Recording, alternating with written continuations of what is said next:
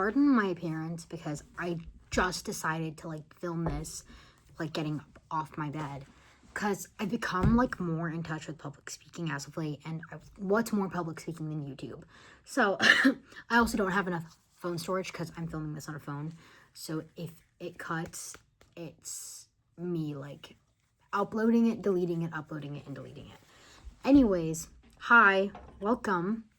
If you're new, which you will be, my name is Suha, and I talk about stuff.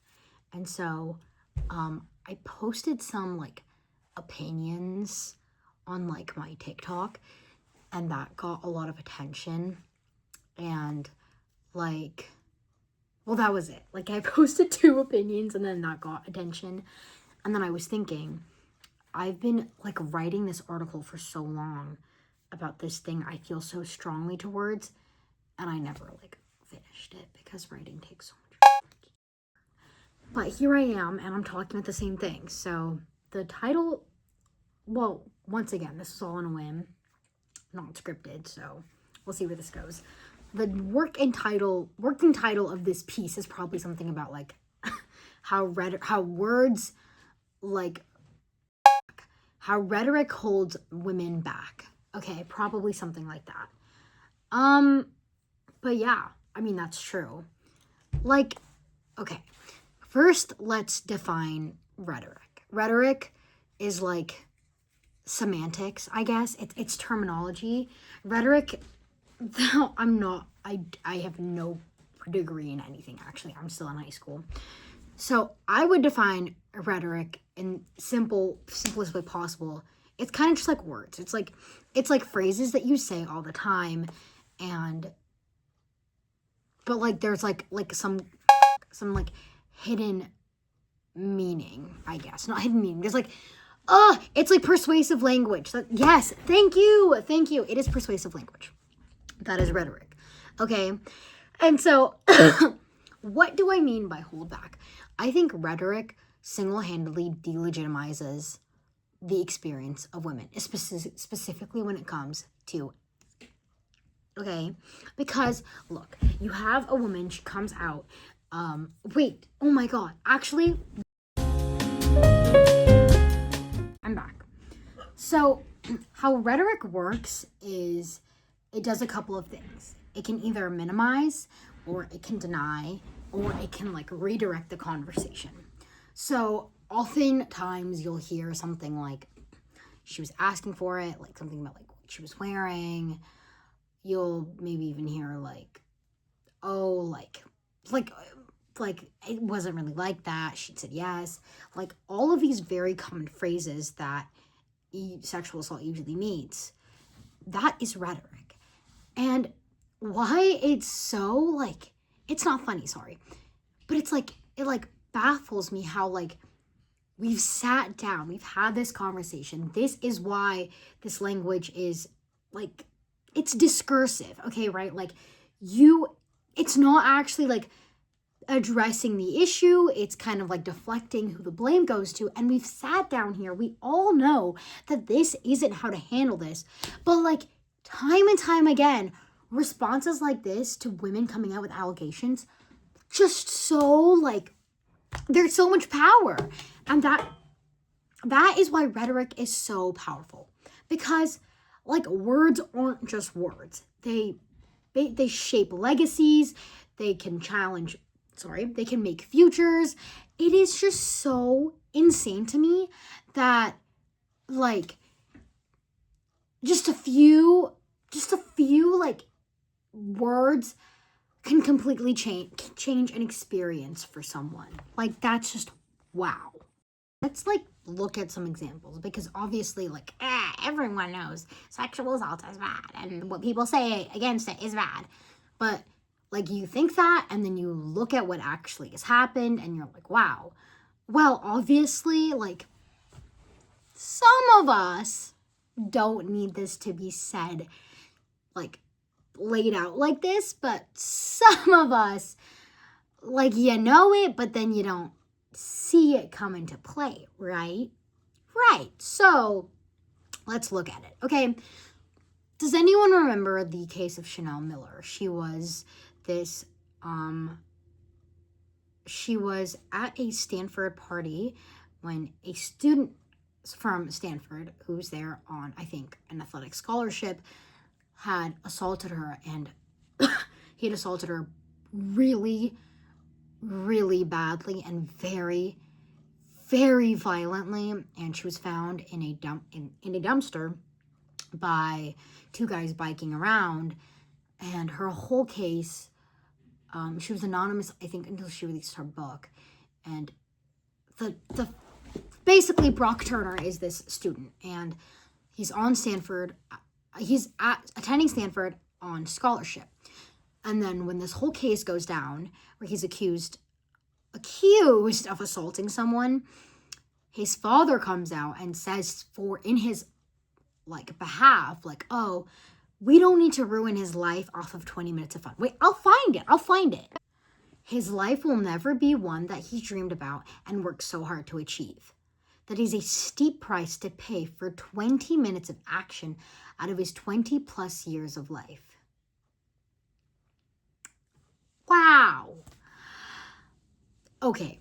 Oh my God. The fact that he now has to register as a sexual offender for the rest of his life forever alters where he can live, visit, work, and how he will be able to interact with people and organizations. So, yeah. I don't really know, how to even react to that, because that's obviously insane. And the thing is, it worked. This is what I mean by rhetoric being so strong. The rhetoric here is, this will ruin his life. And it worked, because now he's walking around free. He lives, I'll find where he lives. Hold on, sorry.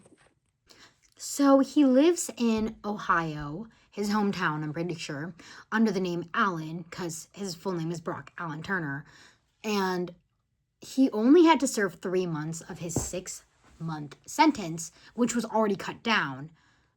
And he got off on good behavior, which is just, that is the kind of thing when I say, rhetoric just legitimizes sexual assault. This is what I mean. If you look into it, I don't want to talk about it because it is quite gruesome. If you look into what had happened to her, there was so much physical trauma that she endured at his hands that it's just so insane that it can be boiled down to 20 minutes of action, because it is so, for lack of better words, it is so unempathetic to say that. And that is such a understatement. To describe this whole situation as unempathetic. I'm sorry. Once again, this is kind of off the dome, so I don't really have anything planned. But it is so heartbreaking that sorry. It is so heartbreaking that someone's life and some the package and the weight that of an experience that someone has to carry just gets to be nullified with a few words, and some pretty bad words at that too. The thing about rhetoric is, I would say that as for rhetoric, as how rhetoric goes, this is pretty obvious. You and I both can recognize that something has happened here, and this is more this isn't we know that something for sure has occurred, and this is to mitigate the impact. But it doesn't always look like that. Sometimes it can be more defensive, and that's what I wanted to talk about. Larry Nassar, as many people know, was this sexual offender, and he worked with the USA gymnastics team, and I think he also worked at a school, and he got off, the way he got off with what he did was insane. It was owning up to it, but it was it's just not what you think it is. These girls are crazy, and I am doing the right thing here. I'm so sorry. Let me find the school. He worked at MSU. And one thing, like a piece, like a quote that I'm going to quote just goes to show how insane it is. And I think that it's almost in your face. And it's the reason why I'm bringing this to attention, because like you'll always wonder, how did we get here? How did we get here? Like, how could we let this happen? How did I not see this coming? And it's because of this. So he says, and I quote, "This is the treatment that I lecture on. I was the keynote speaker in Australia to the Australian Olympic sports medicine for the very technique." That is insane. This is his technique over here was obviously SA. And it's like the accountability here like kind of goes to show that, okay, sorry. The way it is discussed here is it's not mitigatory as we saw with Brock Turner, but it's like, it's defensive because it is like, I did this thing, but it's not what you think it is, okay? Like, it is really not that bad. Like, we're overreacting, and you need to look at my credentials. It is a level of both ethos and logos that I think is so absurd because it's not even like I fucked up. It's you fucked up by accusing me because you don't even know what you're talking about. You don't even know who I am. I am super, like, skilled at my job. Like, I do sports medicine, and this is what I'm supposed to do. And this is what I mean by, like, how did we get here? Because it's, once again, sorry, I'm going to keep saying this. It's in your face, but you don't realize until after the math because, like, the guy is trustworthy, okay? And maybe there was a reasonable doubt with, oh, so you have hindsight. You know what's going to happen, which is why it's so much easier for you to criticize everyone for failing at these girls because you have hindsight. You know what happened. But the thing is, it's like allegations have been made at this point. Like, that's what we need to understand. Allegations have been made at this point, and this is responsive. This is not like coming out of nowhere. This is responsive to the allegations because you need to have more faith in me because this is my job. And that is just absurd, okay? So sorry. That is a level of absurd that, like, once again, I'm sorry, I'm going to keep saying this. I can't fathom it. I can't fathom how it must have felt to be, like, a victim of this case. Like, the person that assaulted you goes up and gives this whole statement about how it's actually okay because this is what it's supposed to be. That is just so f***ed up. And that is what I mean by rhetoric just aims to undermine. So we've seen, it undermined what actually happened because it's saying that it's only 20 minutes of action. We don't need to ruin his life over this. So we're like trying to halt the punitive measures that we have instituted in order to rectify anything for like the damage that has been incurred. And two, rhetoric is being used to just blatantly defend the actions that have occurred. Because in this case, it's not bad. It's just my job.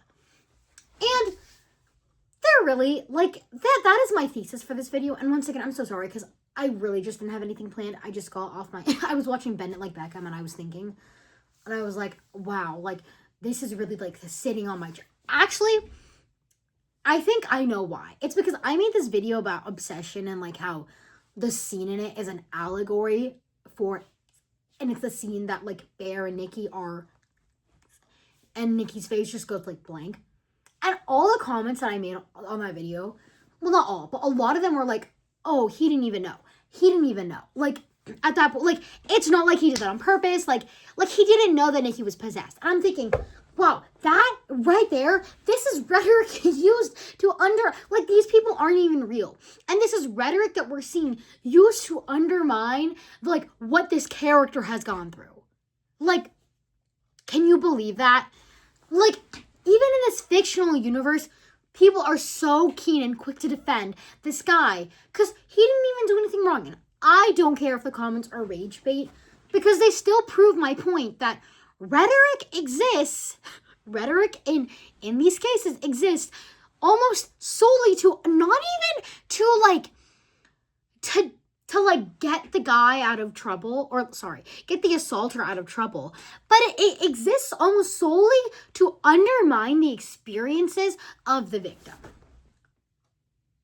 And the thing is, like, it exists not only in like cases where men assault women.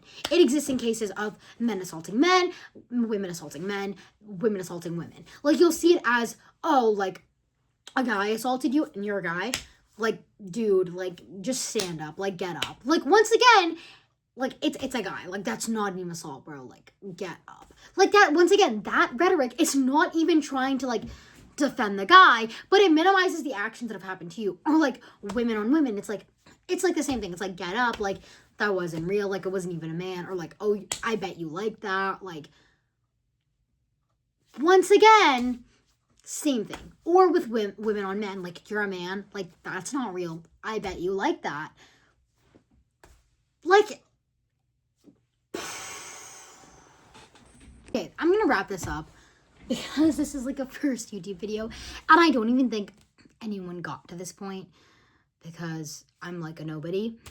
But if you did, I don't know, like, I want to leave you guys with like thinking about this, like, because I want you guys to see this in your daily life, because I was watching Love Island and it like was coming to my head. I'm like, wow, like, there it is right there. Here we are, not even trying to defend the guy. We're just like here to delegitimize the victim, because that's like the culture we exist in. And as much as I did say, like, yeah, it's not so, it doesn't matter if you're a man or a woman, or if you're gender non-conforming, or if you're anything, like, if you're the victim, like, our end goal is just to, it's to maintain power.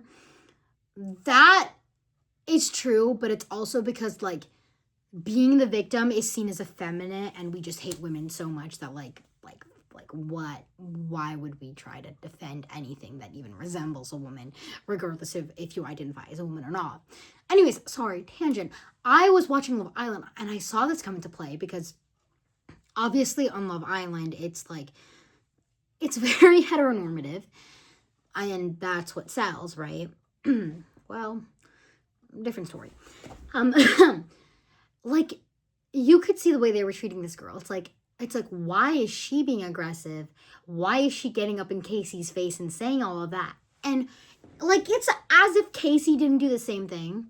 And I'm just like, I'm just here. And it's like, I don't even like the word aggressive for women. You know what? Because, like, they're not being aggressive. They're being assertive. I did competitive debate. And always in my, like, I would be told, you're being aggressive. And it's because I would talk more than my second speaker, who was a guy, because he just, like, didn't know what to say, but I would know what to say. Like, I wasn't even being aggressive. Like, sometimes maybe I would get a little rowdy. I can admit that. Lay appeal, not the best. But I would almost only get called aggressive in rounds where it would be, I'm hitting a guy team and my partner's a guy. Like, no one else is calling me aggressive. And bonus points if the judge is a guy and the judge also called me aggressive. Like, wow. Actually, I could do a whole video about how much, like, sexism is prevalent in speech and debate, and that would just be called Debate Like a Girl 2019 Nationals POI Ella Schnocki. And let's not go there. That is too niche of a community. But my point is, rhetoric, it's, semantics exists, right? It is a part of our culture. Like, we all talk. And the thing is, we all use rhetoric. I'm sure I have spewed some rhetoric like this without even knowing. And that's the problem. The problem is it exists, and we just go through day to day, and we don't recognize it. And this is my wake-up call to everyone. Start noticing when you hear words, you hear, like, language that's been repeated before, and you analyze it, and it's like, wow, the whole point of this is to bring a woman down, and not even to uplift anyone. Maybe to uplift you, but almost certainly to bring a woman down. Like, I'm not even gonna, like, some of the famous examples are like, oh, like, you're running like a girl, you're acting like a girl, you're acting bitchy. I could talk about the word bitch. Okay, I could talk about how the word bitch is a slur, and everyone would be like, you're crazy, you're crazy, you're a crazy bitch. And I would be like, yeah, and you just called me a slur. And what about it? But, like, who even cares, right? That's the problem. Even if we all see it, there's like, it's so hard convincing people to care, especially when they think they're benefiting off of not caring, when they don't realize that it affects everyone. And that is what is so frustrating and so heartbreaking. And I honestly don't know what more to say than that. Like, no one is not a victim of harmful language like that, because believe me, like, if the goal is to protect power and you challenge power, like, if it ever happens to you, like, there's no escape. The issue with rhetoric, what makes rhetoric is the fact it's so effective. And so the like, this call to action is more than anything a warning. Like, God forbid this ever comes your way. Like, I'm sorry, because that's the problem. Once again, I'm not a professional. I don't have a degree in communications. I don't actually know that much. I met up once with a communications professor to talk to her about this because I read her thesis on it. Shout out. But I don't know how to stop it, calling it out. But yeah, I'm just a 17-year-old and I want to know so much more. So if you actually got to the end of this video, yay, please let me know your thoughts and if I should ever make content again, because first YouTube video, hey. Yeah, thank you for this, for your patience and your time and your energy on this video. I hope it was engaging and I hope it was interesting, because it is important to me and it is important to you, whether you realize it or not. But yeah, take care. Good night, y'all.